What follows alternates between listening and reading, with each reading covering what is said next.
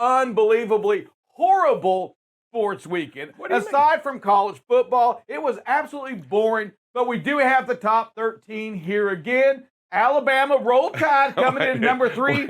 Why number 3? Why only 13? Number 1. Why only 13? That's the AP Top 25. Look at the title at the upper left-hand corner. It says AP Top 25. Room for the top 13. So we cut it right around where A&M comes in. Some may say A&M may figure in there somewhere, but it was we had the Alabama, Tennessee. There was actually decent college games. You had a great game in the OU in which OU almost lost. I mean, they didn't score in the first half. What's up with that OU team? Second half team. Are they as good as, are they really a top 5 team? It's going to be an exciting playoff season whenever that gets here. That's for sure. But when it comes to the NFL, by far, I can tell you this, the NFL was dreading this week. There were no good games at all. All horrific. They are blowouts. Nobody was playing anybody. It was like all the good teams, the Dallas Cowboys, had a bye week. Yeah, they were resting, getting the rest, much needed rest, because I think we had a little bit of a leg injury, but I think we're moving forward. I think we'll be ready for next week. FedEx manager up in Delaware gets caught stealing, and FedEx says, you know what, we don't play this lightly. We're serious about it. We're strong. We will prosecute. It just took them 10 years to figure out who was doing this part right here. The gentleman, the manager of this terminal up in Delaware, focused, Drive Safe Dave, on the big, bulky items, the electronics issues. Oh, yeah. And when the freight got loaded into a trailer, well, you know who has the key to that terminal after hours? Who happens to know how to turn all those cameras off? Would be the manager. He went inside, got the products out, right? Put them into a storage unit, and would eventually sell them to somebody else, 50%. And hence came what they believe was $3 million over a decade. That's a lot of cash. Yeah, he gets sentenced to pay $1.1 million. He's got to pay back. And he also has like another $1.8 million they're going to seize, I guess, in his property, which was all fake anyway. It was all stolen stuff that he had. So the largest part of this crime, by the way, y'all understand the largest part of this whole crime was not the actual theft, but not paying the IRS on the stolen goods. Who would have thought you had to do that? I mean, if you're going to steal something, are you really going to pay the IRS? Ask Al Capone. Ask Al Capone. That's the only reason he went to prison. That kind of indicts you as well. As a manager, you probably make decent money, but are you making, $600,000 a year, over $600,000? Probably not. So he doesn't show that all the extra money. If you report it with the IRS, you're good with them, though. You don't have to deal with those Secret Service agents. Hey, some big studies came out, and we continue to have a second round going on with the A-Tree. Remember, if you're out there, you're a truck driver, you're a trucking company, we want you involved with A-Tree, and that's truckingresearch.org. Truckingresearch.org. It's important that we're involved because your voice is needed. Your voice has to happen as a trucking company, as a truck driver. If you're in this industry, we want to hear from you. And that's truckingresearch.org and Drive Safe.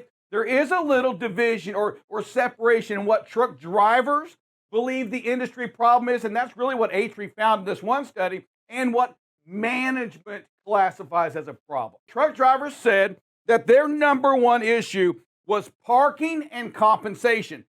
Tied for number one, parking and compensation, whereas the rest, the management says, hey, the number one was driver shortage, followed by turnover. Number 3, driver pay. Number 4, it was the lawsuit reform. Number 5, truck parking. So from the management perspective, would they see something different than the drivers? It's important that we participate because Drive Safe Dave, 2 different views, right? The trucking companies are looking for, I need more trucks filled, and the truck drivers are saying, well, pay more money. Yeah, and what was interesting, I think, a lot about this article, a driver's view is going to be totally different from management's view because they're out there on the front lines. But what was interesting that was for the first time added into the top 5 was mechanics.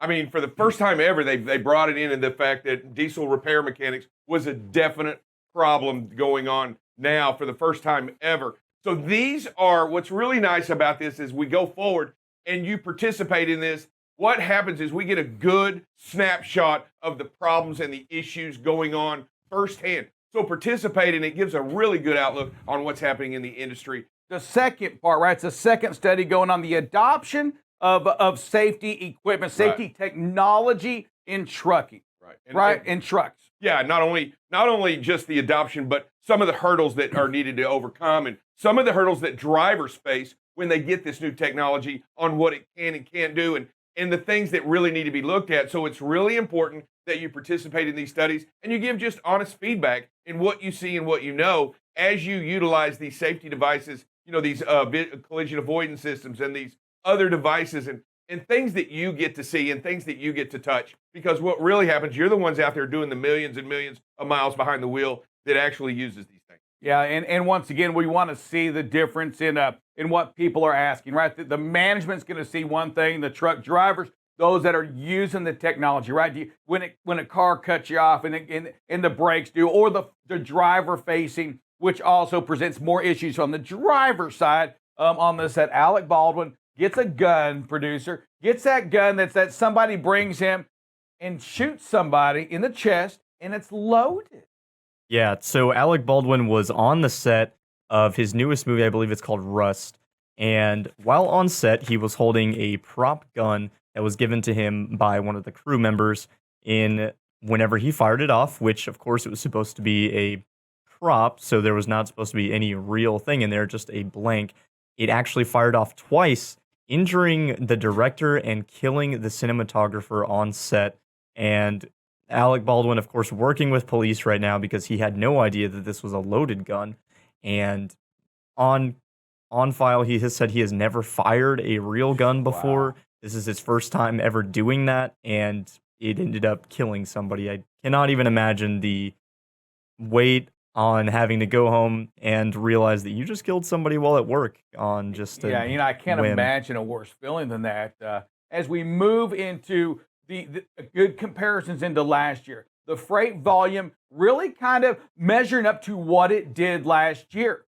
We see that volume in that blue up there, right? And if you see the green, that was last year's volume. We do kind of expect it to follow along the same kind of realm. We may not see the peak like we saw last year, way up there, but it's going to stay pretty steady.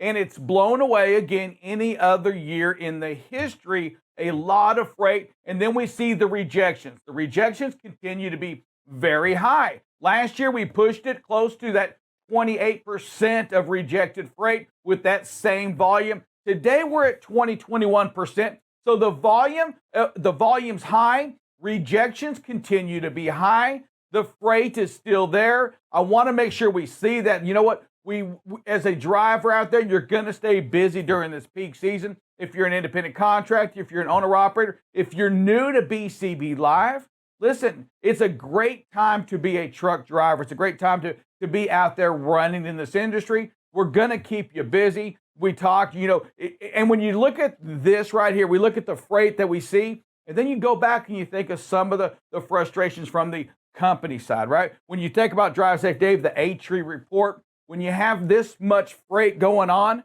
well, of course, you want more drivers, right? I mean, the freight's as high as it's ever been. All you want is drivers. Drivers, you know what? What you see is like, with this much more freight, I believe I'm worth a little bit more money. Hey, what a great video here. Just as a reminder, hopefully this driver's okay. You can see the driver rolled over. We talk about the wind, right? All this week, basically, this is going to be a real factor. I don't know that this is what happened here. What I'm saying is it's a great reminder that you have to reduce your speed and possibly get off the road. These 50-mile-an-hour gusts, you can't drive. It doesn't matter how heavy you are. They can blow over any truck and trailer at any time. So you've got to get off the road if you're experiencing these 50-mile-an-hour gusts. If they get up in the 30s, you have to just pack that patience, slow her down to 55 or less. Give yourself that fighting chance not to be caught. Yeah, we see the wind moving across the country. You showed the weather and how big and how major some of these winds are going to be. This is the time, again, when you're sitting inside a dispatch office somewhere, that the driver's going to say, I don't want that light load. I need something heavy. It kind of goes against the norm. Expect it, because the drivers are going to know that, Drive Safe, you've been out there. If I have a 45,000-pound load versus a 10,000, it's a little easier when I'm driving in the wind. It's a whole lot easier driving in the wind, and it'll keep you on the road a little bit. But you still got to be careful because even the heavy loads can be pushed over in the right gust and in the right moment. So you have to be mindful. But yeah, you're absolutely right. In difficult situations, it is almost always better to have a heavier load. And these upper elevations, it really is where them big, heavier gusts usually are. Hey, folks, this is a tailgate situation, and then it turns into a quick lane change, right? You've got to just back out of here. Keep your speed and your space. Seen a lot of weather, the winds. We also see the rain in a lot of these major metropolis. You can see with this many lanes, this is around a big city somewhere. So just be mindful of that. 67 miles an hour, you are traveling 100 feet per second. This vehicle is less than a second behind that car that was in a lane and then had to make a quick lane. Right here, you are less than a second. Believe it or not, it looks like a lot of space. It is not. It will close in a hurry. You can see a lane change ahead of that car. Just a recipe here for all kinds of things that could go wrong. Yeah, you got tailgate 1 and tailgate 2 in the same video. Two tailgates. Producer, you got somebody on there? Yeah, we got Bill Criddle and Gerald Koenig. What do you guys got for us? Morning, gentlemen. All right, Gerald, what you got for us, sir? Video 3 it is. Video There we 3. go. Man, you know, this is one where this driver didn't do anything wrong, but watch what happened. You can see it in the mirror. Lane ending. But you can see it didn't seem like there was a big slowdown there. Folks, don't be that hero or say, hey, I'm in the right. You've got to protect all lives. And believe it or not, it's not just that, guys. You're protecting yourself here. This lane is running out. You see them in the mirror. They are flying. You got to pump the brakes. How fast is that truck going? That truck had to be going over 70-some miles an hour because this truck was going about 67, 68. That thing was And going that was at 80 flying. then. Yeah, 80, 85. I mean, Yeah. it's keeping up with the cars on the left or catching them. Well better than that. They got Wow. that. They got that hammer down. Wow. They are flying. This is Smokey and the Bandit fast. I mean, they're flying on this one. Yeah, and we're trying to get the Image. information off of that. You know what? We can't do that. My God, is that dangerous? Yeah. And just something any driver can learn from. Yes, these idiots are out there. See that wind push the truck over when it went yeah. by. And you just gotta slow down quicker and let idiots go. Watch But this. then try to get that Watch information. this face wind on this truck. Push on that conventional. Watch it. Bam. Got to get brushed by the wind. Mm. Scary. Again, folks, unsafe lane change. Watch what this truck does. Back off of this. This is tailgating. Believe it or not, it looks like a lot of space, but then that truck squeezes in there. That car brakes. Right. Good job by this driver. You can see, kept the space. The alertness was there. Just got to maybe back off because if something gets all tangled up here, which is very likely or possible, you just don't want to be anywhere near that. You know, I just think that when we see some of these videos, Bob, and when I sit back here, I'm looking at them. It does just, when you look at it, it seems like there's plenty of distance. It does. In general. We've got to do a better way of educating and finding ways to show the drivers out there how close they really are. I do believe this, is once we get some of the new technology out there, the cameras that can show a driver how close you are, I think that's really going to come into help. Now, while they don't see it when they're driving, I do think when they get that opportunity to review when they're following close, it's going to help them increase space. Yeah, you're 100% right. Because it did it for me. There's a lot of videos that when we test this new technology, it's like it says 1 second, 0.9, and we're like, well, that looks like plenty of space. But then when you see the time, and what I really love is a lot of the devices aren't just putting the time up there. They're kind of putting that, making it a little bit personal. It says 0.9 seconds to impact. You know, just to kind of remind you, hey, it's not just your flying distance, but what can happen from following too close as well. So you're right. The new technology is going to help educate us, folks. We always want to get that point across. These videos are not meant to get rid of drivers. It's to retain them, to help them understand. The videos say so much, and when a driver can actually see what they thought and it just helps them change that mindset so that they can become that safer driver out there. As you go through your day every day and you do this and you do that, make sure you're counting off those times. Make sure you're finding the marker in the road, the line, the pole, the bridge, whatever it takes. Make sure you continue to monitor the seconds between you and the vehicle in front of you every time, because that's only going to be your best judge of what's going on out there. Nothing else will judge it better than the time. Yeah. Here, again, we always try to look for something we can learn from here. And one of the things that this one stuck out to me because of last week's topics, what other drivers said at some 5 critical keys to avoiding accidents. And what they said was you must really, when you can and don't need to, stay in your lane. Yes, this driver did a great job. There's nothing there, made a nice, safe, slow lane change. But you can see all that traffic flying by. What happens if somebody else does the same, doesn't think you're going to do this? Maybe you got your blinker on, but they don't see it. And then one of those cars flying by kind of cuts in front.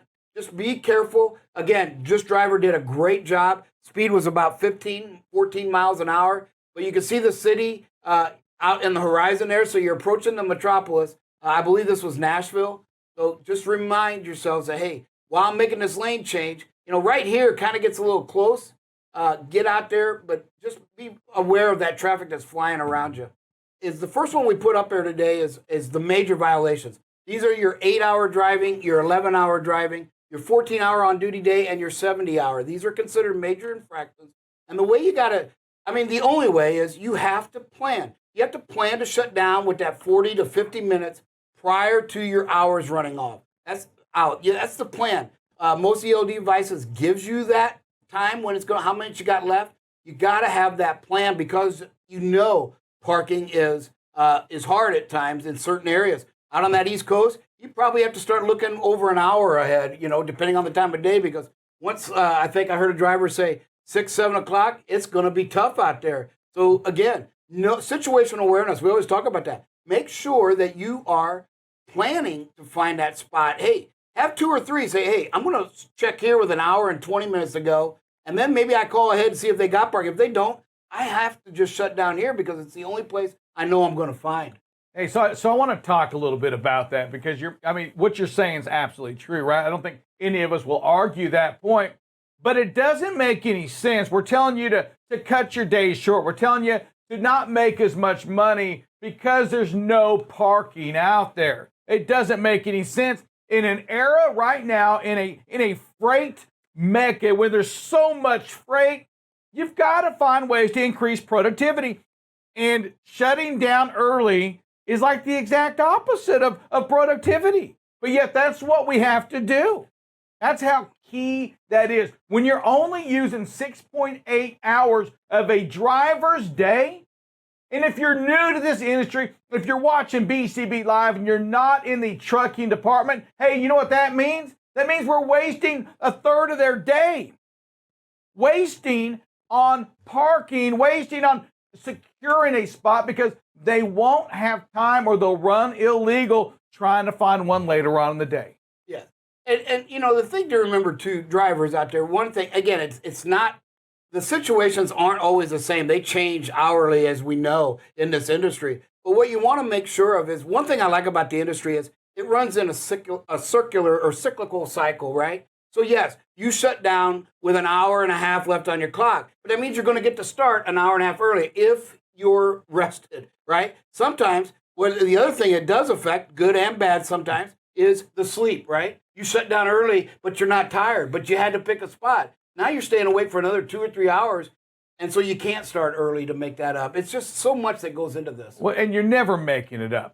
Once you shut down an hour and a half early, while you get to start an hour and a half early, you just lost that hour and a half. It's not coming back. It's not like you get 3 hours now to run. You never get it back. That's the part of productivity. When it's gone, it's gone. It doesn't come back.